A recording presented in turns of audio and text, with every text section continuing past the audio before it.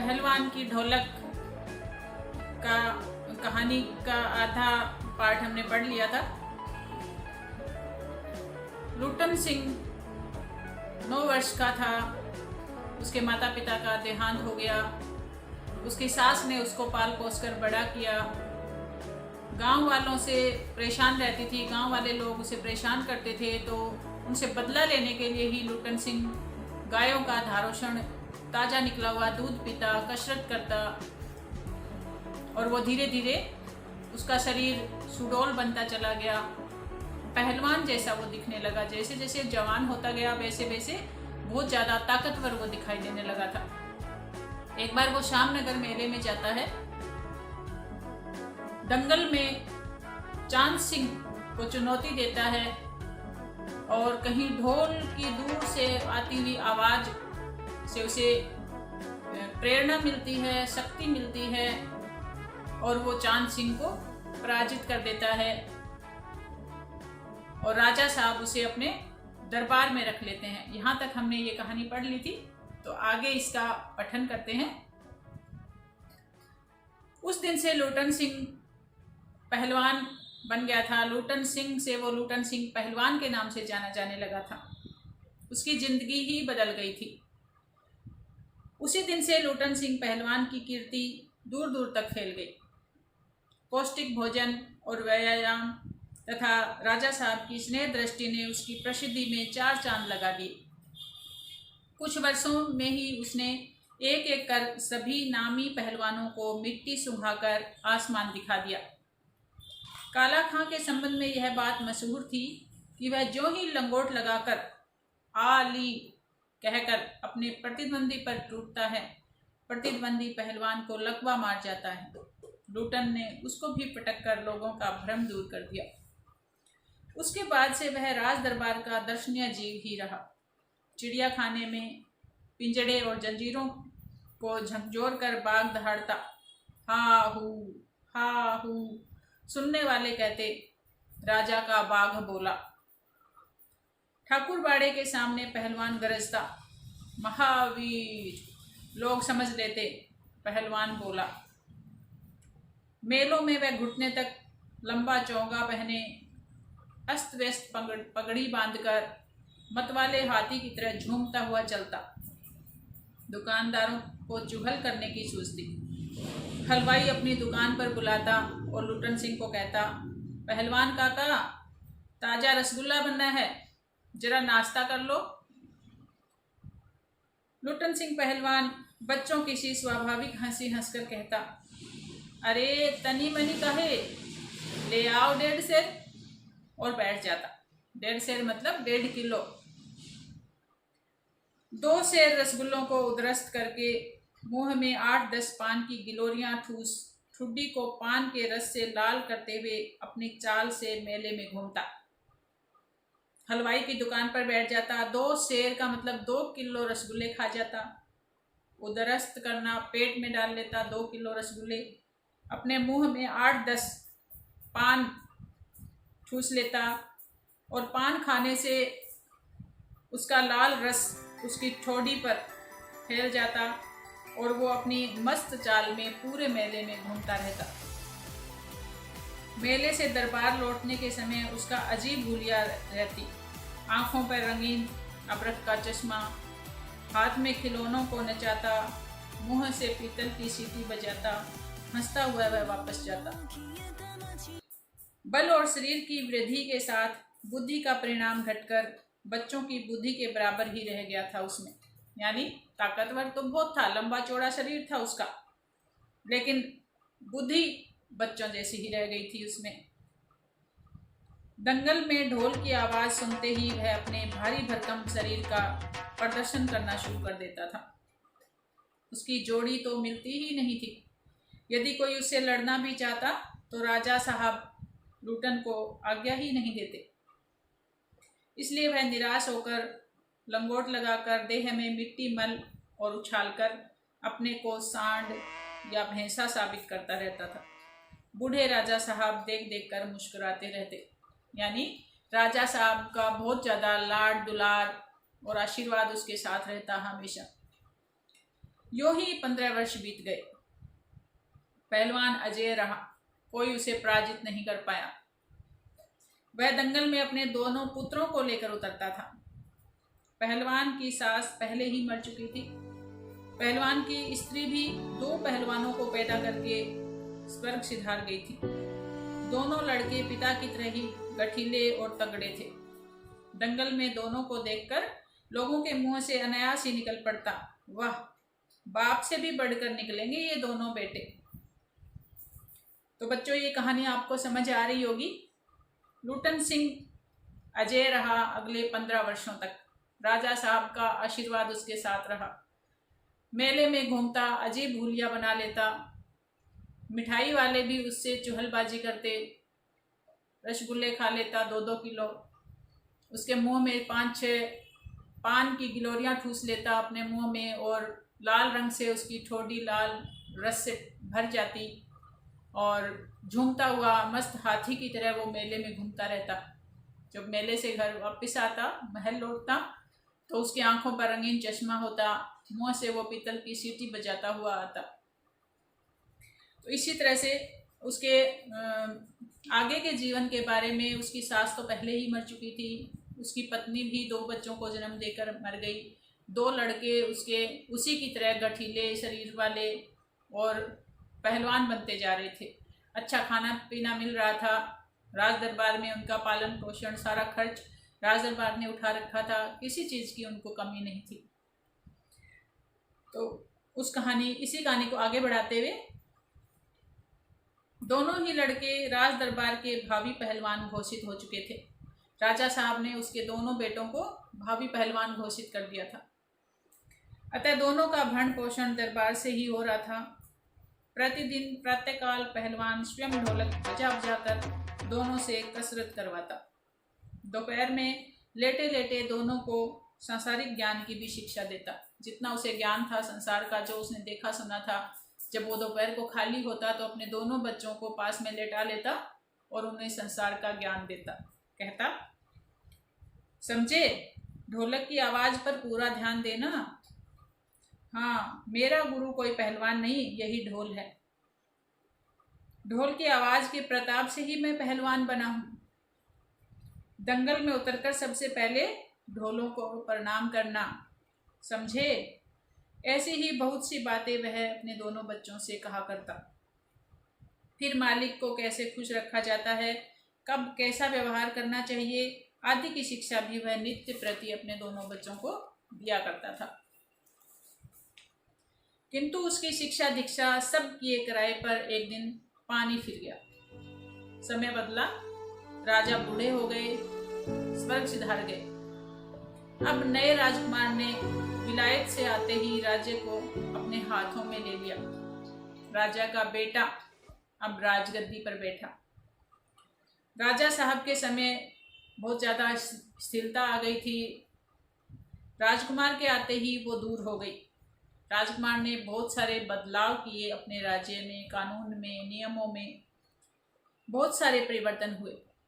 उन्हीं परिवर्तनों की चपेट में पहलवान भी आ गया। दंगल का स्थान अब घोड़ों की रेस ने ले लिया। राजा को जहाँ दंगल का शौक था, पहलवानी का शौक था, राजा के बेटे को घोड़ों का शौक था, घोड़ों की रेस का शौक था। पहलवान तथा दोनों भावी पहलवानों का दैनिक भोजन व्यय सुनते ही राजकुमार ने कहा, टेरिबल। नए मैनेजर साहब ने कहा, हॉरिबल, मतलब ये बहुत ज्यादा है, भयानक है। पहलवान को साफ जवाब मिल गया।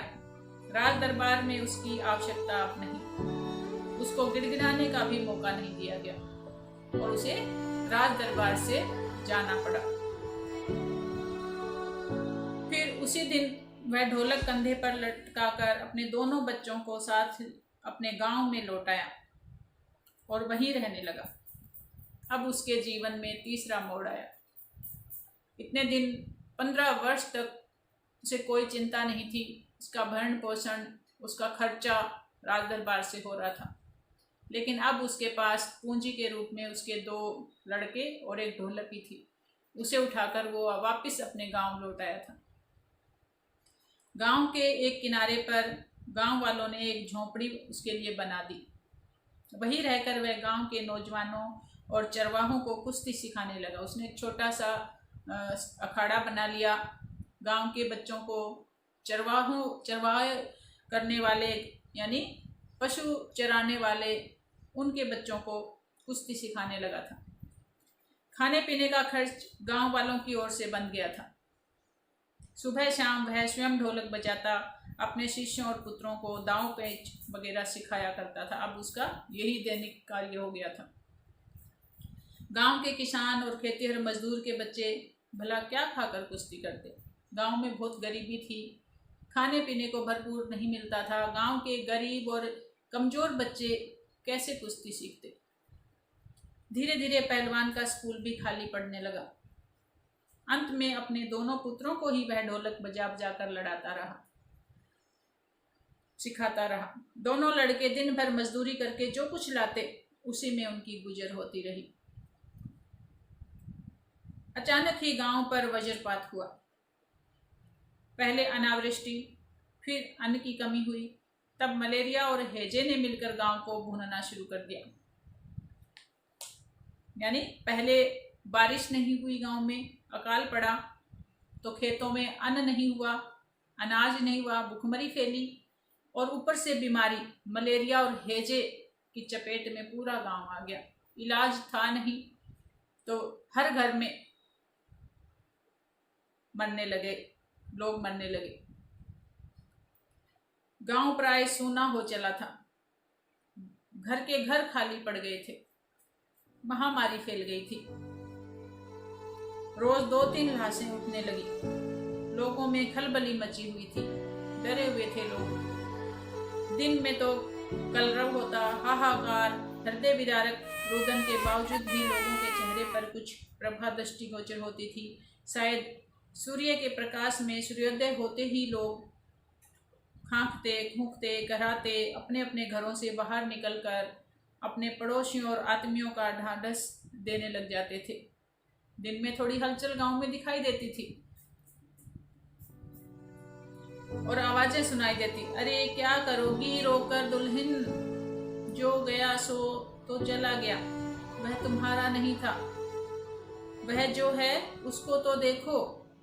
इस तरह की बातें कर करके वो एक दूसरे को सहारा देते, ढांढस बंधाते, सहानुभूति जताते। भैया घर में मुर्दा रखकर कब तक रोओगे, कफन की क्या जरूरत है, दे आओ नदी में। ऐसी बातें चारों तरफ सुनाई देती। और जैसे ही सूर्यास्त होता लोग अपनी अपनी झोंपड़ियों में घुस जाते और चूं भी नहीं करते। सन्नाटा फैल जाता चारों तरफ। उनकी बोलने की शक्ति भी जाती रहती। पास में दम तोड़ते हुए पुत्र को अंतिम बार बेटा कहकर पुकारने की भी हिम्मत माताओं की नहीं होती थी। ऐसा भयावह वातावरण चारों तरफ हो गया था। तो कहानी में हमने अब तक क्या पढ़ा। लूटन सिंह पहलवान 15 वर्षों तक अजेय रहा। जैसे ही राजकुमार ने गद्दी संभाली, लूटन सिंह को राज दरबार छोड़ना पड़ा। राजकुमार को पहलवानी का शौक नहीं था, घोड़ों की रेस ने उसकी जगह ले ली। तो लूटन सिंह और अपने दोनों बच्चों को साथ लेकर अब वो अपने गांव में लौट आया। गांव वालों ने उनके लिए एक झोंपड़ी बना दी, खाने पीने का बंदोबस्त कर दिया। लूटन सिंह चरवाहों के, किसानों के, गरीब गांव वालों के बच्चों को कुश्ती सिखाने लगा था। सुबह शाम वह ढोल बजाता, बच्चों को कुश्ती सिखाता। लेकिन गरीब गांव वाले, उनके बच्चे कब तक कुश्ती सीखते। अब उसके स्कूल भी धीरे धीरे खाली हो गया था। सिर्फ उसके दोनों बच्चे ही उससे शिक्षा ले रहे थे। गांव में महामारी फैली। पहले अनावृष्टि हुई, अन्न की कमी हुई और अब तो हैजा और मलेरिया की बीमारी गांव में आ गई थी। हर घर में लाशें उठने लगी थी। गांव वाले निराश हो गए थे। दिन में तो फिर भी थोड़ी बहुत हलचल होती, एक दूसरे को लोग ढांढस बंधाते, बोलते, एक दूसरे के आंसू पोंछते। लेकिन रात को सब अपनी अपनी झोंपड़ियों में घुस जाते। चूं की भी आवाज़ नहीं आती। चारों ओर सन्नाटा, अंधेरा। सिर्फ एक ही आवाज़ सुनाई देती, पहलवान की ढोलक। सारी रात पहलवान वो ढोलक बजाता और गांव वालों के लिए वो एक संजीवनी का काम करती थी। एक आशा का संचार उनमें उस ढोलक की आवाज़ से होता रहता था। तो आगे ये कहानी पढ़ते हैं। रात्रि की विभीषिका को सिर्फ पहलवान की ढोलक ही ललकार कर चुनौती देती रहती थी। पहलवान संध्या से सुबह तक चाहे जिस ख्याल से ढोलक बजाता हो, किंतु गांव के अर्धमृत औषधि उपचार पथ्य विहीन प्राणियों में वह संजीवनी शक्ति ही भरती थी। अर्धमृत होता है अधमरे, पथ्य विहीन होता है रास्ता भटके हुए लोगों में संजीवनी का काम करता था उसकी ढोलक की आवाज। बच्चे बूढ़े जवानों की शक्तिहीन आंखों के आगे दंगल का दृश्य नाचने लगता था। जैसे ही गांव वाले ढोलक की आवाज सुनते, दंगल का दृश्य उनकी आंखों में नाचने लगता। संपंदन शक्ति शून्य सुनाइयों में बिजली की दौड़ जाती थी। सुनाइयों होता है नसों, जैसे ही वो ढोलक की आवाज़ सुनते कि नसों में जैसे बिजली दौड़ जाती, थोड़ी आशा का संचार होता। अवश्य ही ढोलक की आवाज़ में न तो बुखार हटाने का कोई गुण था और न ही महामारी की सर्वनाश शक्ति को रोकने की शक्ति ही। पर इसमें संदेह नहीं कि मरते हुए प्राणियों को आंख मूंदते समय कोई तकलीफ नहीं होती थी। मृत्यु से वे डरते नहीं थे जब तक वो ढोलक की आवाज़ सुनते रहते। जिस दिन पहलवान के दोनों बेटे क्रूर काल की चपेटाघात में पड़े, यानी पहलवान के दोनों बच्चे भी उस बीमारी की चपेट में आ गए, असहाय वेदना से छटपटाते हुए दोनों ने कहा था, बाबा उठा पटक दो वाला ताल बजाओ। चटाक चढ़ा चटाक चढ़ा, सारी रात ढोलक पीटता रहा पहलवान। बीच बीच में पहलवानों की भाषा में उत्साहित भी करता था, मारो बहादुर, मारो बहादुर। प्रातः काल तक वो ढोलक बजाता रहा। प्रातः काल उसने देखा उसके दोनों बच्चे जमीन पर निष्पंद पड़े हैं। दोनों पेट के बल पड़े हुए थे। एक ने दांत से थोड़ी मिट्टी खोद ली थी। एक लंबी सांस लेकर पहलवान ने मुस्कुराने की चेष्टा की थी। दोनों बहादुर आज गिर पड़े। उस दिन पहलवान ने राजा श्यामनंद की दी हुई रेशमी जांघिया पहनी, सारे शरीर पर मिट्टी मलकर थोड़ी सी कसरत की, फिर दोनों पुत्रों को कंधों पर लादकर नदी में बहा आया। लोगों ने सुना तो लोग दंग रह गए। कितनों की हिम्मत टूट गई। किंतु रात में फिर पहलवान की ढोलक की आवाज प्रतिदिन की भांति सुनाई पड़ी। लोगों की हिम्मत फिर दुगनी बढ़ गई। दुखी माता पिताओं ने कहा, दोनों पहलवान बेटे मर गए, पर पहलवान की हिम्मत तो देखो, 1.5 हाथ का कलेजा है उसका। 4-5 दिनों के बाद एक रात को ढोलक की आवाज ही नहीं सुनाई पड़ी। ढोलक नहीं बोली।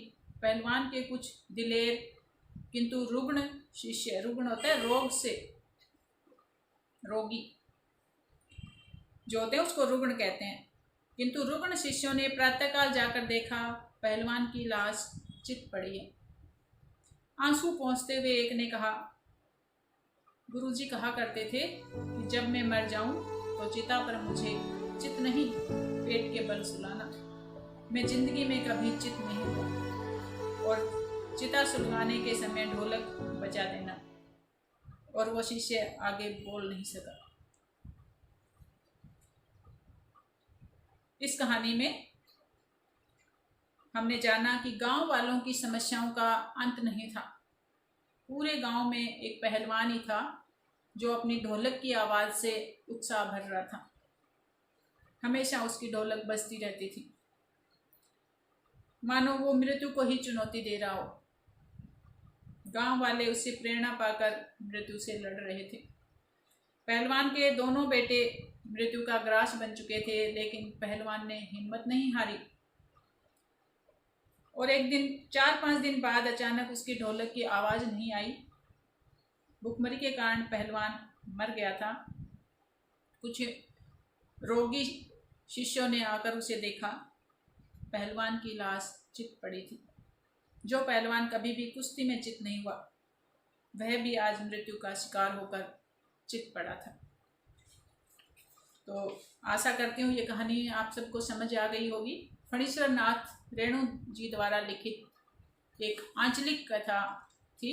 गांव का पूरा वर्णन, गांव की भाषा, शब्द, तद्भव शब्दों का इसमें काफ़ी प्रयोग हुआ है। ग्रामीण अंचल से संबंधित ये कहानी